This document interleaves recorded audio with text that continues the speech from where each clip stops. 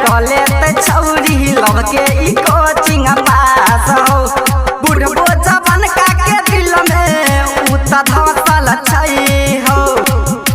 हाँ बुढ़बो जवान का के दिल में उता धसल छै हो हमरा लागैया छौरी मधुबनी वाला के फसल छेले हो हमरा लागैया छौरी दरा भांगा वाला के फसल छेले हो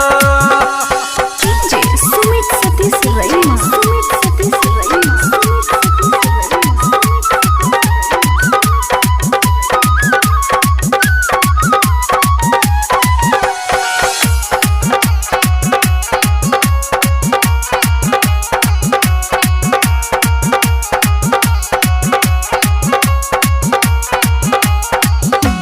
भाई बाबूजी के बात नहीं बुझै आबै चलै हमरा पास हो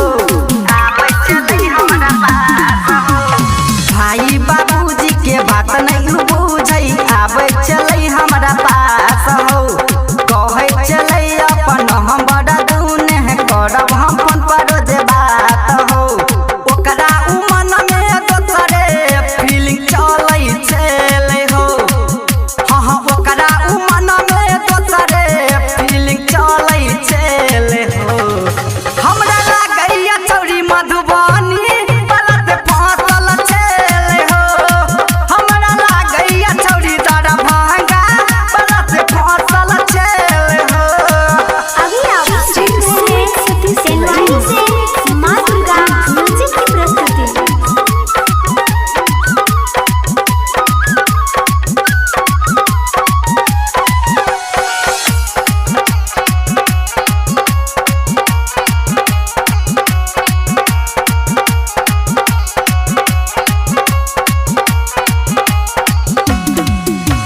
गायक राकेश राजा के समझेला कहीं नहीं कर ओकरा सा प्यार हो नहीं कर ओकरा सा प्यार हो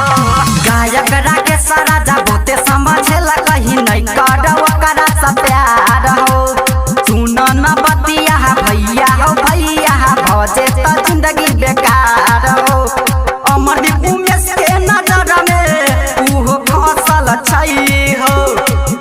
हाँ बिने दर्शन के नजर में उहो फसल छै हो हमरा लागैया छौरी मधुबनी